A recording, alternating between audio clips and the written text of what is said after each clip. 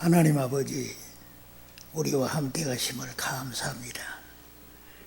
성령이 우리를 진리 가운데로 인도하셔서 우리 주 예수 그리스도를 알게 하시고 그의 사랑을 체험하게 하여 주셔서 주의 주시는 그 놀라운 구속의 은총에 젖어들게 하옵소서.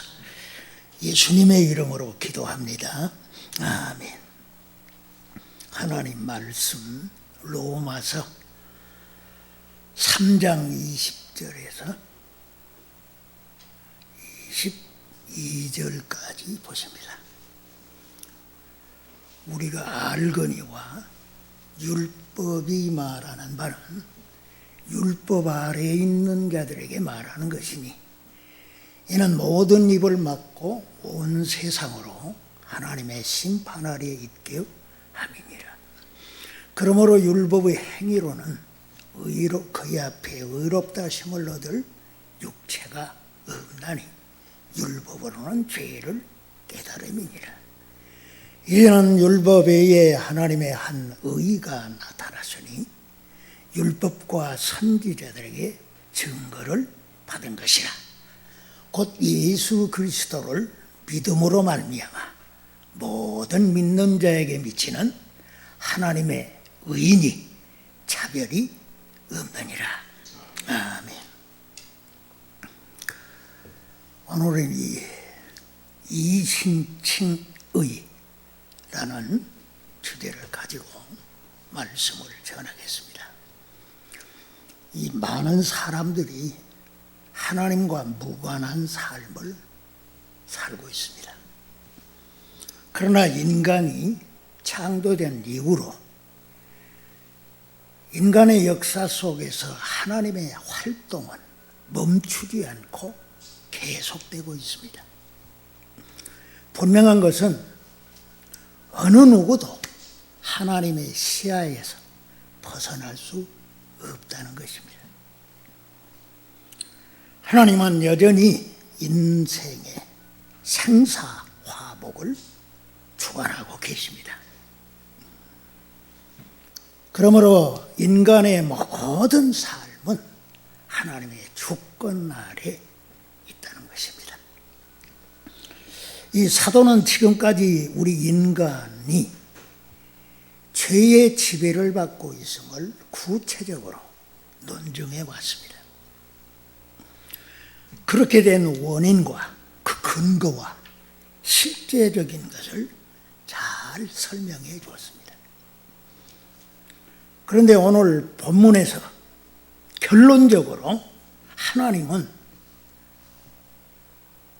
그것을 우리에게 가르쳐 주는데 우리 모두는 다 하나님의 심판 아래에 있다 하는 것입니다. 그것은 우리가 율법을 지키지 못할 뿐만 아니라 지킬 수도 없기 때문입니다. 우리가 이 율법을 정확하게 이해하려면 개인적으로보다 역사적인 관점에서 보는 것이 아주 중요합니다. 이 율법의 역할, 그게 과연 어떤 것이냐 하는 것이 대단히 중요합니다. 오늘 본문에서 보면 율법의 기능은 죄를 알려주는 거다, 그렇게 가르쳐주고 있는데 사실상 우리 인간을 향해서 율법은 더 이상의 어떤 것을 할 수가 없습니다. 율법은 단지 죄인에게 죄인임을 알려주고 심판받을 자임을 규정지어주는 것입니다. 따라서 그래 이 율법 아래에 있는 자들은 의롭다함을 받을 자가 아무도 없고 정죄받을 자뿐인 것이라 하는 것을 율법이 잘 가르쳐준다 하는 것입니다. 우리는 부분에서 이 유대인들이 하나님의 특별한 그런 이 은혜를 받은 사람들이 율법을 받고 하나님이 그들과 함께 하시면서 하나님의 백성으로 살도록 이끄셨습니다. 오늘 본문에서 이 사도는 율법이 말하는 말은 율법 아래 있는 자들에게 말하는 거다, 그렇게 가르쳐 줍니다. 여기에서 이 율법은 유대인들이 하나님께로부터 직접 받은 율법뿐만이 아니고 사람의 마음에 율법이 새겨져 있다고 그랬죠. 소위 도덕률, 그것까지 다 포함하는 것입니다. 그렇다고 봤을 때 이 율법 아래에 있는 사람들은 유대인이나 헬라인이나 다 이방인이나 다 마찬가지라고 하는 것입니다. 그것을 온 세상으로 하나님의 심판 아래 있다는 것을 말씀함으로 증명이 되는 것입니다. 하나님 앞에서는 율법을 듣는 자가 아니고 오직 율법을 행하는 자라야 의롭다함을 얻는다고 하였습니다.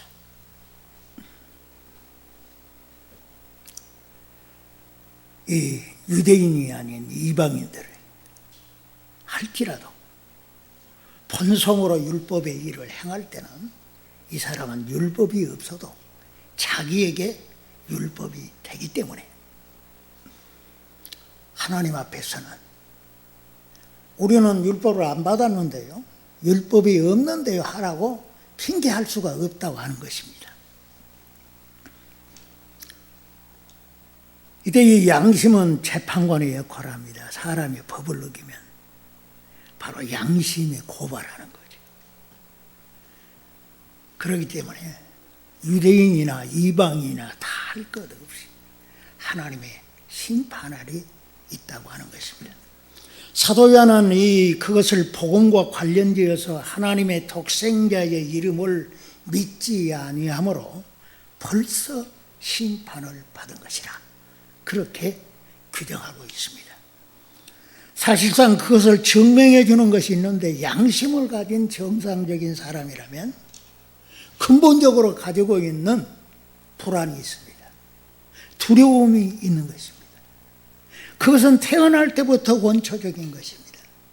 그건 뭘 말하느냐?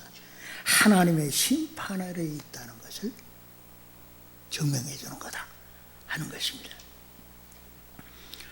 사람은 이 하나님의 심판에 대해 전혀 예상을 하지 못하고 있다 할지라도 성경은 분명히 말씀해 주기를 사람이 다 불안과 공포에, 죽음에 대한 공포를 가지고 있는 그 근원이 바로 자기에게 주어질 심판 때문이라고 하는 것입니다. 그러므로 성경은 한 번 죽는 것은 사람에게 정하신 것이요, 그 후에는 심판이 있으리라고 하였습니다. 이러한 우리 모든 인생들에게 오늘 본문은 아주 기쁜 소식을 전해주고 있습니다. 그것은 매우 중요한 것이기 때문에 우리 모두를 환기시키기 위해서 문장 초도에 21절 이제는 하는 이 용어를 사용하고 있습니다. 그 말은 로마서에서 이 사도가 새로운 전환점을 보여주고자 하는 것입니다. 지금까지 바울은 우리 모두에게 우리 범과 때문에 하나님의 심판을 피할 수 없다고 해왔습니다. 그런데 이 21절에 와서는 그러나 이제는 우리들에게 소망이 생겼다고 하는 것을 말하고자 하는 것입니다. 다시 말해서 이 사도가 이제는이라 하는 이 말을 초두에 이렇게 둔 것은 이제부터 나는 우리가 하나님의 심판을 모면할 수 있는 그것을 내가 말하고자 한다 하는 것입니다. 뿐만 아니라 우리 같은 죄인들이 죄를 사함받을 뿐만 아니라 의롭게 될 수 있는 길이 있다는 것을 밝혀주고자 이 이제는 이라는 말을 초두에 강조하고 사용하고 있습니다. 21절 보세요. 이제는 율법 외에 하나님의 한 의가 나타났다 하고 이렇게 말씀해 주고 있습니다. 이 하나님의 한 의, 이 말은 아주 중요한 용어입니다. 이 하나님의 의라는 용어는 로마서를 이해하는 데 아주 핵심적인 그러한 주제 중에 하나입니다.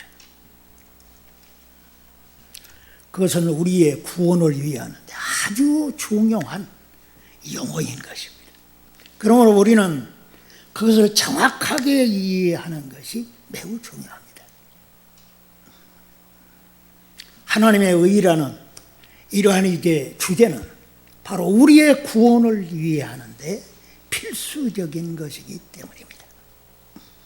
그래서 바울은 이 하나님의 한 의가 나타났다, 그렇게 선언하고 있습니다.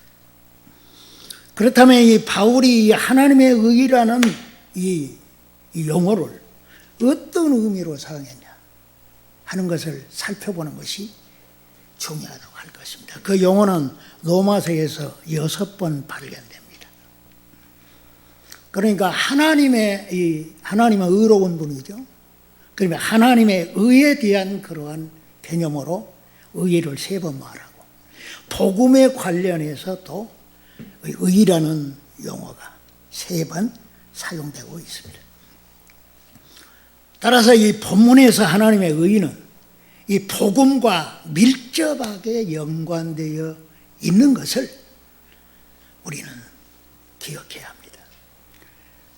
로마서 1장 17절에 복음에는 하나님의 의가 나타났다, 그렇게 바울은 선언하였습니다. 복음에는 하나님의 의가 나타났다.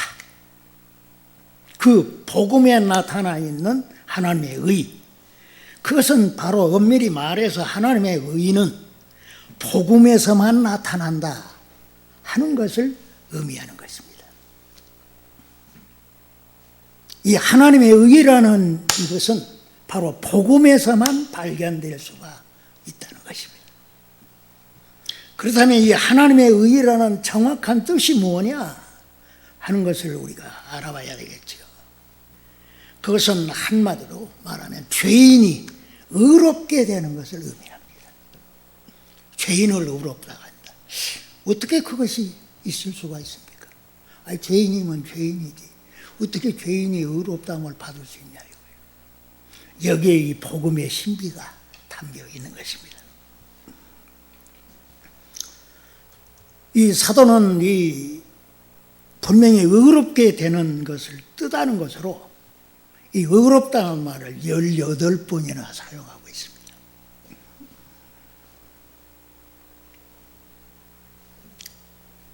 이 복음과 관련해서 특별히 18번 중에 14번이 사용되고 있는 것을 봅니다. 그렇다면 이 복음에 나타난 하나님의 의, 이것은 뭘 의미하냐? 그건 의롭다함을 받는 것을 뜻한다 하는 것입니다. 그것은 오늘 우리가 본 말씀 이후에 바울이 말하고 있는 말씀에서 우리는 얼마든지 찾아볼 수가 있는 것입니다.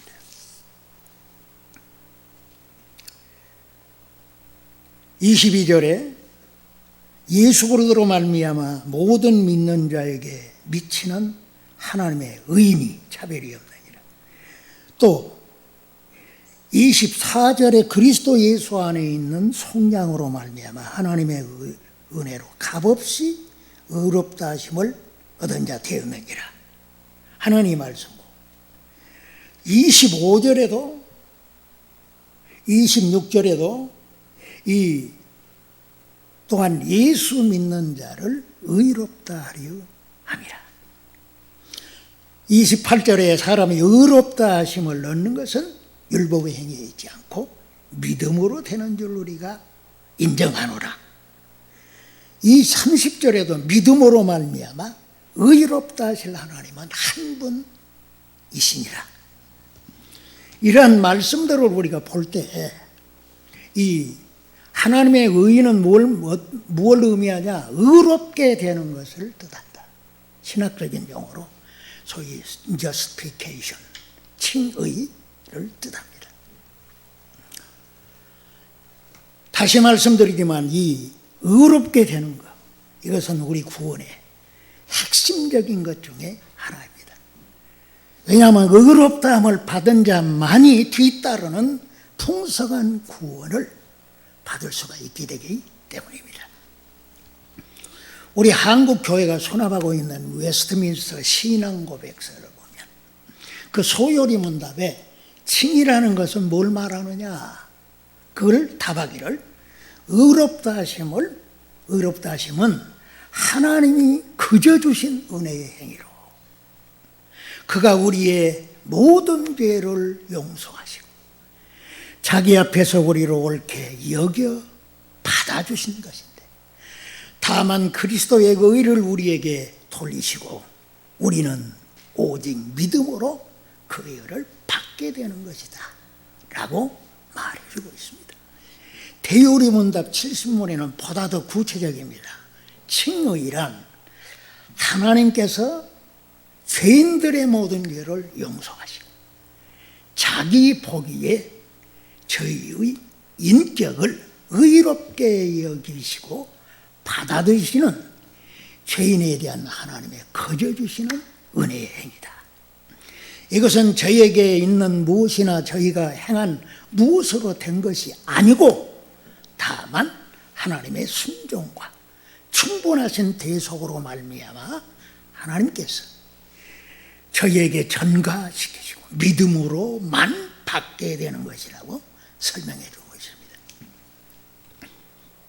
그렇다고 봤을 때 이 요점은 하나님이 주시는 바로 의롭다함, 그걸 믿음으로 받는 것, 믿음으로 의롭다함을 받는 것을 요약해 주고 있는 것입니다.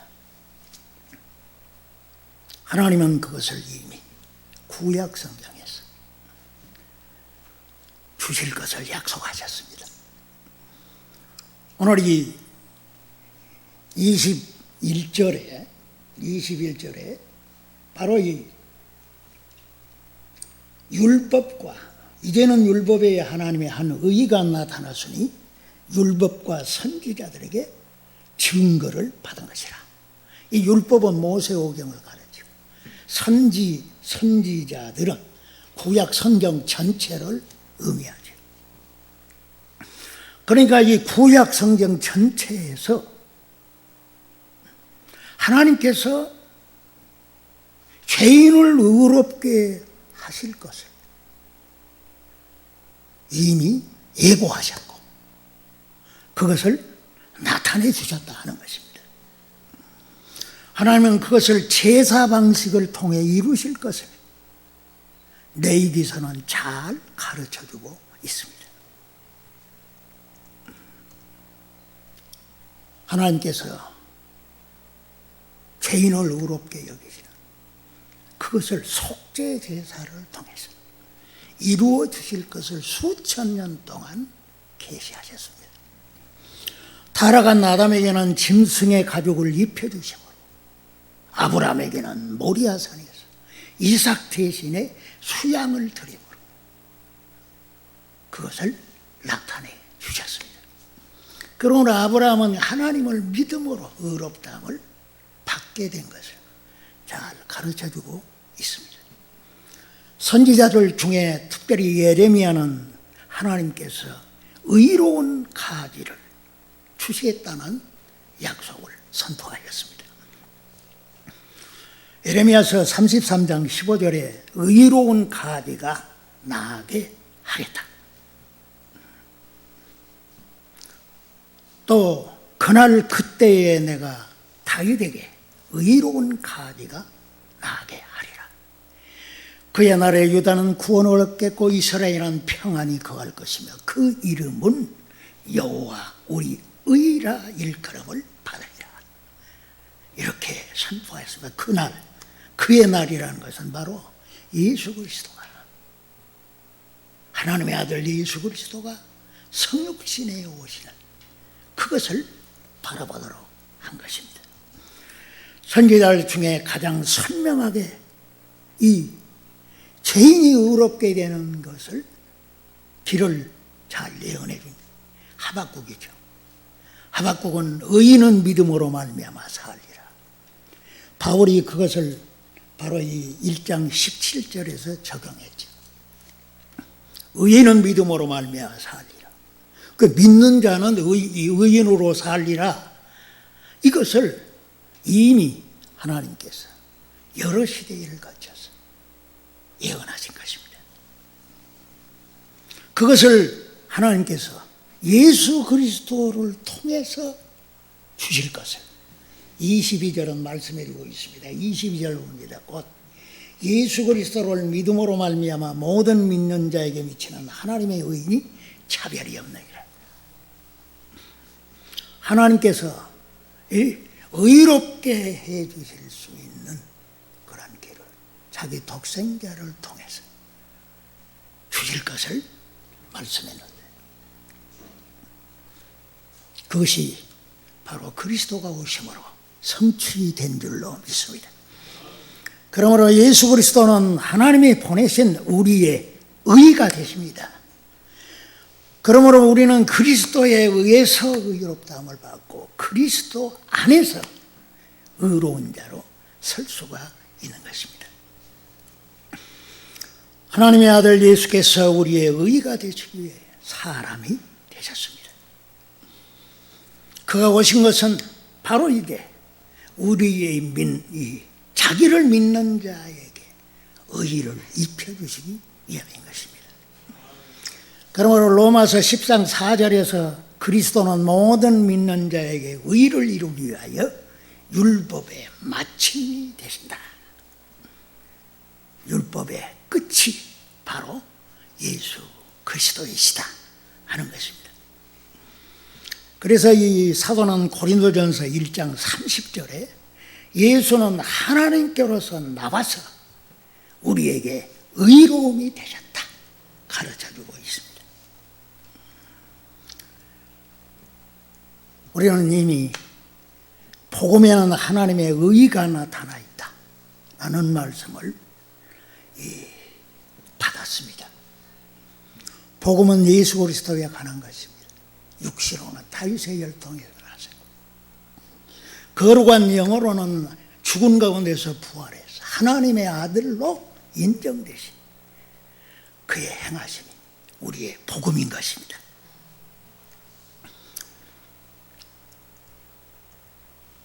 우리는 그 의롭다함을 회개하고 예수를 믿음으로 받게 됩니다.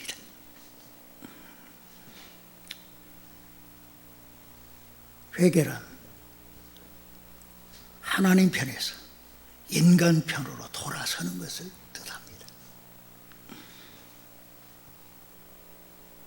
저는 묻고 싶습니까? 당신은 지금 무엇을 붙잡고 있습니까? 내가 행한 선, 나에게 의로움, 내가 행한 업적, 무엇을 붙잡고 있습니까? 그러나 그런 것들은 하나님 앞에 내놓을 것이 못 됩니다. 왜냐하면 완전하신 하나님께는 그런 것들이 다 인정받을 것이 못 되기 때문입니다. 인간의 행하는 모든 선과 선이 의로운 것은 하나님 앞에 다 하나님이 보실 때 수준에 미달되는 것입니다. 오히려 그것은 부정된 것뿐입니다. 이사야 64장 6절에 대저 우리는 다 부정한 자 같았어. 우리의 의는 다 더러운 옷과 같다 라고 말씀해 주고 있습니다. 그러므로 우리의 행하는 선이나 의로움이나 우리의 잘한 모든 것은 하나님 앞에 다 헛된 것이고 무익한 것이므로 내려놓아야 하는 것입니다. 다 버려야 하는 것입니다. 그리고 우리는 반드시 하나님 편으로 돌아서야 합니다. 그 이유는 분명합니다. 예수를 믿기 위해서입니다.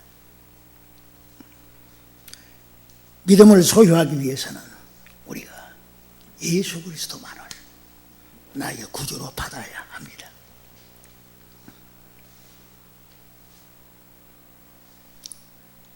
믿음이 무엇입니까? 믿음은 어떻게 해서 우리가 얻을 수가 있습니까? 그것은 하나님의 말씀에 있습니다. 믿음은 들음에서 나기 때문에 그렇습니다. 사람이 아무리 기분 좋은 말, 선한 말, 유익한 말을 할지라도, 그것을 듣는다 할지라도 거기에는 구원받을 믿음은 전혀 없습니다. 그러므로 우리는 하나님 편에 서 있는 사도가 전하는 복음에 귀를 기울여야 하는 것입니다. 그래야 믿음이 생기기 때문에 그렇습니다. 그리스도의 복음에는 하나님의 의가 나타났습니다. 복음은 그리스도와 그의 죽으심과 부활에 관한 것입니다. 그의 십자가의 죽으심은 믿는 자들의 죄를 위한 심판을 받음이기 때문입니다. 그가 다시 사신 것은 우리를 의롭다함을 주시기 위함입니다. 로마서 4장 25절에 예수는 우리 범죄함을 위하여 내어줌이 되고 또한 의롭다 하심을 위하여 살아나셨느니라. 여기에 아주 중요한 진리가 있습니다. 예수께서 죽으심은 바로 우리의 범죄함을 완전히 처리해 주는 것이고, 그가 다시 사심은 그의 공로로 우리를 의로운 자로 세우기 위함인가다 하는 것입니다. 여기에서 이 의롭다 하심은 법적인 효력을 갖습니다. 하늘의 법정에서 의로운 재판장이신 하나님께서 공식적으로 예수를 믿는 자에게 의롭다 선언하신 것입니다. 그것은 진실로 예수를 믿으면 무죄함을 받을 뿐만 아니라 아예 의인으로 선포하심을 뜻합니다.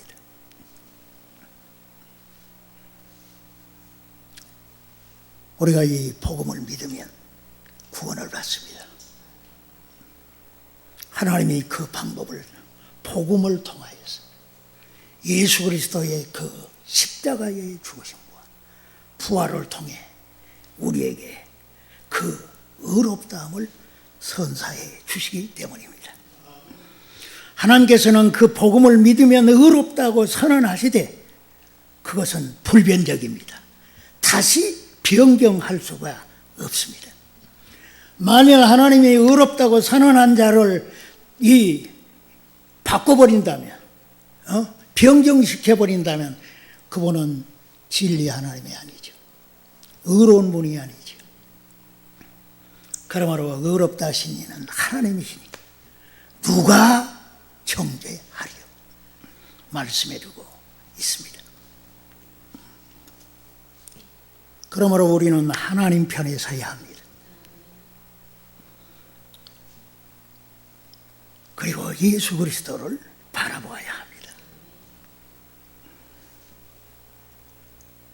우리의 믿음의 대상은 예수 그리스도 뿐이십니다. 왜냐하면 그의 인격에서 우리의 의가 보장받을 수 있는 그러한 능력이기 때문에 그렇습니다. 그러므로 우리는 예수 그리스도의 그 인격에 우리의 사활을 거는 겁니다.